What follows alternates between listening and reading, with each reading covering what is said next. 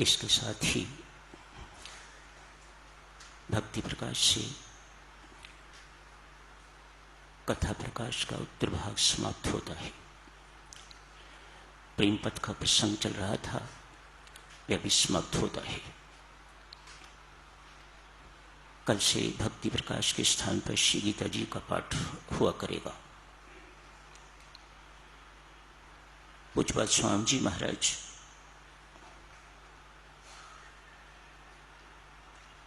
जब आर्य समाज छोड़ चुके, भक्ति प्रकाश की रचना हो गई, अमृतवाणी भी रची गई, तो अपने आर्य समाजी मित्रों से भी प्रार्थना किया करते, और कुछ करो ना करो, एक तो अमृतवाणी का पाठ रोज कर लिया करना। कथा प्रकाश के 2 अंतिम अध्याय मानव जीवन की महत्ता एवं प्रेम पथ भी जरूर पढ़ लिया करना। परमेश्वर की महती कृपा है साधक जनों, पूज्यपाद स्वामी जी महाराज की कमाई है। अमृतवाणी इस वक्त अपने आप में सिद्ध मंत्र है।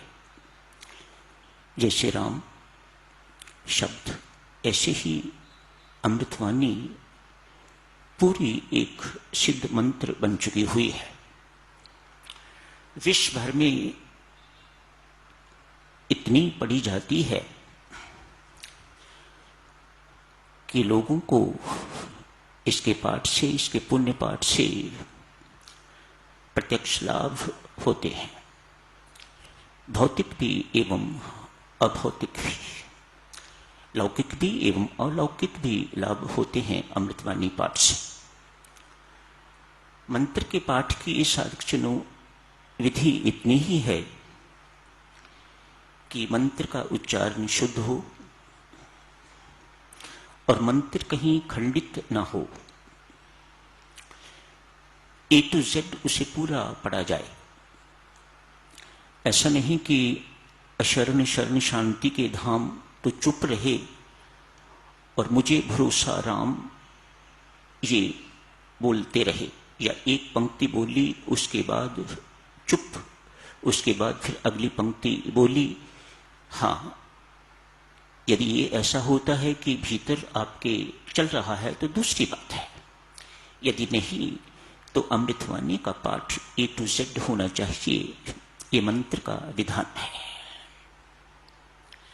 कुछ इसमें संशय नहीं होना चाहिए और कुछ इसमें कुताही भी साधकजनों नहीं होनी चाहिए, तो मंत्र आपको पूर्ण लाभ देगा। जितना आपको अपेक्षित है उससे भी अधिक। हमें बोध ही नहीं है कि अमृतवाणी पाठ से क्या पुण्य मिलता है, क्या मिलता है, हमें पता नहीं। ये स्वामी जी महाराज जाने या परमेश्वर जाने। हमारा काम मात्र विधि पूर्वक, प्रेम पूर्वक इस लघु ग्रंथ का पाठ करना है, वो हमें करना चाहिए। अखंड हो, कहीं खंडन ना हो। चाहे भीतर करिए, व्यक्तिगत रूप से करिए, सामूहिक रूप से करिए, कैसे भी कर रहे हैं आप, इसका कहीं भी खंडन नहीं होना चाहिए, तो मंत्र का आपको पूर्ण लाभ होगा। कल देवियों सज्जनों चर्चा की जा रही थी सास और बहू के संबंध की। प्रीति की कथा और उसकी सास की कथा, किस प्रकार से प्रेम ने उन दोनों के जीवन का रूपांतरण कर दिया।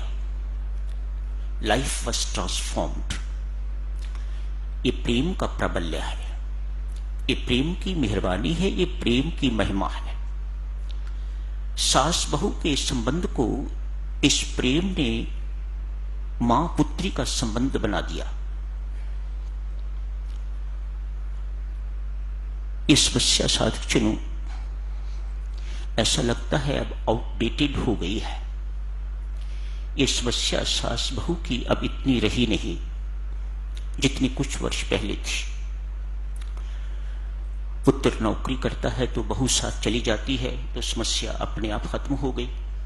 खत्म नहीं हुई तो कम हो गई। मिलेंगे फिर देखा जाएगा।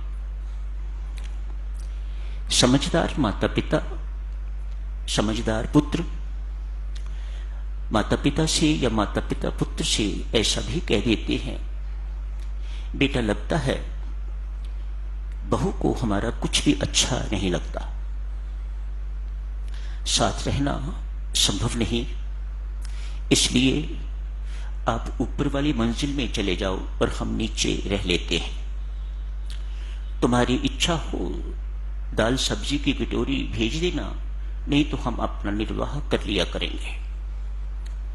तैयारी ही होती है पुत्र और बहू की, वे झट से ऊपर शिफ्ट कर जाते हैं और समस्या बहुत हद तक डाइल्यूट हो जाती है, खत्म हो जाती है। कुछ भय भी इस प्रकार का है आजकल, यदि बहू पुलिस में जाके शिकायत कर देती है कि मुझे सास तंग करती है, ससुर तंग करते हैं, तो शायद जेल की यात्रा करनी पड़े। ये संबंध तो अब लगभग जो है इतनी प्रॉब्लम नहीं। आज की प्रॉब्लम साधक जनों, जो बर्निंग प्रॉब्लम है वह है पति और पत्नी के संबंध की प्रॉब्लम। आज थोड़ी चर्चा साधक जनों इसी विषय पर करते हैं। विवाह होता है, अरेंज्ड मैरिज है या लव मैरिज, विवाह हो गया। विवाह होने के बाद बहुत जल्दी जल्दी में बच्चा भी हो जाता है। मानो पति पत्नी में मनमुटाव होते हुए भी ये सब कुछ होता है, लेकिन समस्या तो बनी रहती है because of differences in opinion. जो इस वक्त समस्या देखने में आती है दीदियों सज्जनों, जो सुनने को मिलती है वह ये है, कोई पत्नी आज की नहीं चाहती कि पति अपनी मां की गोद में बैठा रहे। शब्दों पर ध्यान देना, ये किसी पर कटाक्ष नहीं है। जो मुझे पत्र आते हैं, जो मेरी से बातचीत होती है, उन्हीं के आधार पर आप जी की सेवा में तथ्य प्रस्तुत किए जा रहे हैं। पति भी नहीं चाहता कि मेरी पत्नी का संबंध मायके वालों से रहे। बड़ी गंभीर समस्या है ये। पति से पूछो कि आप ऐसा क्यों चाह रहे हो कि वह अपने मां बाप के साथ संबंध न रखे, फोन न करे, यहां की हर खबर जो है वहां न पहुंचाए, ऐसा क्यों आप कह रहे हो? पति झट से कहता है जी कि मां का इन्फ्लुएंस इसके ऊपर अच्छा नहीं। सत्य भी होगा, मैं तो सुनने वाला ही हूं, मुझे क्या पता है सत्य क्या है। इसी प्रकार से पत्नी भी चाहती है कि ये मां के इशारों पर नाचने वाला ना हो, मेरे इशारों पर नाचने वाला हो। पढ़े लिखों में मेरे प्रभु ये समस्या ज्यादा। जब आप लोगों का विवाह हुआ था तो उस वक्त ये समस्या इतनी नहीं थी। क्यों? परस्पर प्रेम, सहनशीलता एवं क्षमा की भावना अंदर भरी पड़ी हुआ करती थी। हम सोचते थे कि ये हमारी संस्कृति नहीं है। आज ये बात नहीं है। आज ना प्रेम है परस्पर, लस्ट है। प्रेम नहीं है, लस्ट है। प्रेम नहीं है तो फिर सहनशीलता भी नहीं है। आप कुछ कह के देखो। सहनशीलता नहीं है तो फिर क्षमा की भावना भी परस्पर नहीं है। आप सबने, जो बुजुर्ग बैठे हैं, उन्होंने ऐसे दिन देखे हुए हैं। दिन भर बहू सास की जली कटी सुनती, दिन भर काम करती और रात को सोने से पहले अपनी सास के पांव दबा के सोती। ऐसे घरों में डाइवोर्स शब्द कभी सुनने को नहीं मिलता था। अब इट इज सो कॉमन। पति पत्नी वहां तो ये हुआ कि अलग हो गए, यहां क्या किया जाए? डाइवोर्स के अतिरिक्त कोई चारा नहीं है। बच्चे रुलते हैं जो पैदा हुए हैं, कचहरी में उन्हें घसीटा जाता है। जज पर निर्भर करता है वह बच्चे मां को देता है या पिता को देता है। बहरहाल दोनों में से एक के प्यार से तो बच्चे हर हालत में वंचित रहेंगे ही। जो उन पर कुसंस्कार पड़े वे अलग। माता पिता के यंग कपल्स मेहरबानी करके ध्यान दो, आपस की लड़ाई झगड़े ने जो उन बच्चों पर कुसंस्कार डाल दिए वे इतनी जल्दी मिटने वाले नहीं। वह एक ना एक दिन अपना दुष्प्रभाव दिखा के रहेंगे। एक सच्ची घटना है साधकजनों, समय थोड़ा है सो बड़े संक्षिप्त रूप से आप जी की सेवा में अर्ज किए देता हूं। एक तहसीलदार हैं, ये 1956 के आसपास की घटना है। एक तहसीलदार अपनी आप बीती सुना रहे हैं। बच्चा कोई नहीं। सुबह तहसीलदार ऑफिस जाते हैं तो पत्नी उन्हें खाना तैयार करके नहीं दे पाती। मुख्य समस्या ये, रोज तहसीलदार साहब लेट कचहरी में पहुंचते हैं। प्यार से समझाया, धमकाया, कठोरता भी उपयोग की, मार पिटाई भी की, लेकिन समस्या टस से मस नहीं हुई। ये नियम कई वर्षों से चल रहा है। तहसीलदार साहब अनेक बार सोच चुके हैं या तो मैं इसको मार दूं या मैं स्वयं मर जाऊं। घर इस प्रकार से दुखालय नरक बना हुआ है। परमेश्वर की कृपा, आज तहसीलदार साहब को एक संत महात्मा के दर्शन हुए हैं।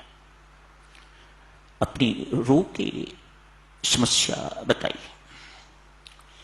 कहा, तहसीलदार साहब मैं आज का दिन ही हूं यहां पर, मेहरबानी करके यदि मेरे कहे का पालन करोगे तो मैं यकीन दिलाता हूं परमेश्वर की कृपा आप पर होगी।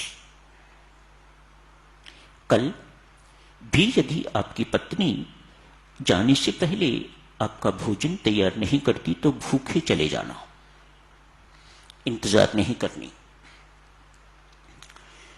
भूखे इस प्रकार से जाना कि हाथों से, आंखों से, पांव से, हृदय से, मन से किसी प्रकार की कोई प्रतिक्रिया भी ना हो। समय नहीं है साधकजनों ये सब चीजें आपको बताई जाएं, पर आप सब समझदार हो, जानते हो। मानो घूर के आंखों से भी नहीं देखना उसे, पांव भी नहीं पटकना क्रोध से, मैं क्रुद्ध जा रहा हूं, इत्यादि इत्यादि। ये सब बातें घरों में होती हैं, आप सब करते हो। हृदय में प्रेम लेके जाना छोटी सी बात है, मैंने इसका बतंगड़ बना के रखा हुआ है। इस भाव से अपने घर से निकलना, हृदय में प्रेम भर के निकलना। वहां भूख लगे तो ऑफिस में कुछ खा लेना। आज तहसीलदार साहब घर से भूखे निकले हैं। साधकजनों, संत के वचनों का बल और प्रेम का प्राबल्य, चुप्पी का प्राबल्य। सामान्यता जाते होंगे तो बोलते जाते होंगे, कटु शब्द, कठोर शब्द, अपमानित शब्द बोलते जाते होंगे। आज चुप, इतनी सी बात ने पत्नी को सोचने पर विवश कर दिया। कैसी पत्नी हूं मैं, अपने पत्नी की जो मेरा काम है मैं वह भी नहीं कर पाती। ये मेरा काम है भोजन बनाना, समय पर भोजन बना के तैयार करके तो उन्हें भेजना दफ्तर। मैं आज तक जिंदगी भर ये काम नहीं कर पाई, कैसी पत्नी हूं मैं। मन ही मन आज सोच रही है दिन पर भूखे रहेंगे मेरे कारण, आज ग्लानि का अनुभव हो रहा है। मन ही मन कहा, परमात्मा मेरी गलती पर मुझे माफ करना। तहसीलदार साहब पर सच्ची घटना है, तहसीलदार साहब अपने मुख से सुना रहे हैं। मानो पत्नी के सुंदर भावों की तरंगें उधर तहसीलदार साहब के ऑफिस को छुई हैं। उनके मन में विचार आ रहा है, मामूली सी बात, अरे प्रेम पूर्वक यदि समझाया हुआ होता तो क्या मेरी पत्नी समझती ना? ऐसी मूर्ख तो है नहीं वो, मैंने कभी प्रेम पूर्वक उसे समझाया ही नहीं। मेरे मन में तरह तरह का द्वेष इत्यादि रहा, मैं हमेशा उसे दुख देता रहा, अपमान भरे शब्द बोलता रहा। तहसीलदार साहब ने वहां बैठे बैठे पत्नी से क्षमा मांगी है। आज पत्नी ने सोचा खाना उनके आने से पहले बना के रखूंगी। आते ही पति के श्री चरणों पर गिर के अपना मस्तक उनके चरणों पर रख के तो माफी मांगूंगी। उधर पति के मन में विचार आ रहा है, आज जाते ही अपनी पत्नी के साथ प्यार करूंगा, आलिंगन करूंगा, उससे माफी मांगूंगा। दोनों तरफ से यह सिलसिला चल रहा है। ऐसा ही हुआ। आज तहसीलदार साहब घर पहुंचे हैं। जैसे ही पत्नी ने आहट सुनी, तार जुड़ गई। जैसे ही आहट सुनी, भागती भागती द्वार पर गई है। पति से पहले ही पति के चरणों पर गिर के तो मत्था टेका है। पति सावधान है, उसी वक्त उठा के तो उसे अपने गले लगाया है। कानी में कहा, देवी माफ करना, मैंने तुम्हें जिंदगी पर दुख के अतिरिक्त कुछ नहीं दिया। मैं आज तेरे से भी माफी मांगता हूं और परमात्मा से भी माफी मांगता हूं। पत्नी भी यही शब्द कह रही है। एक दूसरे में इस प्रकार से अपने दोनों को पकड़ा हुआ है, एक दूसरे को। प्रेम में वातावरण घर में हो गया है। प्रेम ही प्रेम सर्वत्र दिखाई दे रहा है, महसूस हो रहा है। हृदय प्रेम से परिपूरित हो गए हैं, वातावरण प्रेम से परिपूरित हो गया है। इकट्ठे बैठ के जिंदगी में पहली बार स्वादिष्ट भोजन खाया है। ना भी स्वादु होगा तो आज प्रेम का स्वाद इतना है कि सब कुछ स्वादु ही स्वादु लग रहा है। तहसीलदार सब कहते हैं, तब से लेके आज तक पति ने कभी वह भूल नहीं की। मुझे कहने की जरूरत कभी नहीं पड़ी कि मुझे आज मटर पनीर की सब्जी खानी है, आज वो बनाना। मेरे मन में आया और पत्नी ने टेबल पर मटर पनीर की सब्जी रख दी। दोनों के हृदयों का मेल इस प्रकार से हो गया, इतना तदात्म हो गया। किसका प्रताप? ये प्रेम का प्रताप, परस्पर प्रेम का प्रताप। स्वामी जी महाराज ने भक्ति प्रकाश के अंतिम पृष्ठों में इसी प्रेम का वर्णन किया है, लस्ट का नहीं, प्रेम का वर्णन किया हुआ है। इसके साथ ही साधक समाप्त करने की इजाजत दीजिएगा।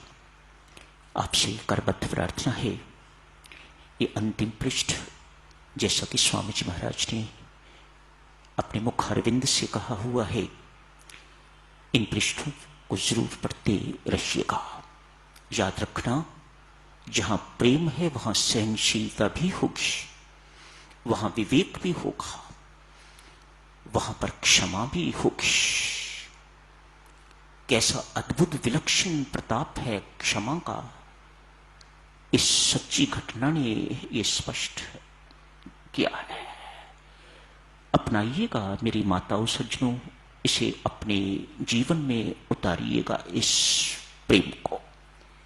It is no different than divine love. दिव्य प्रेम भी इसे ही कहा जाता है, उस लस्ट को नहीं, उस स्वार्थ भरे प्रेम को नहीं, जहां व्यक्ति अपने सुख की सोचता है। ये ऐसा प्रेम है जहां अपने सुख का कोई स्थान नहीं है, दूसरे को सुख कैसे पहुंचाया जाए ये देखना ही प्रेम है। तो यही समाप्त करने की इजाजत दीजिएगा।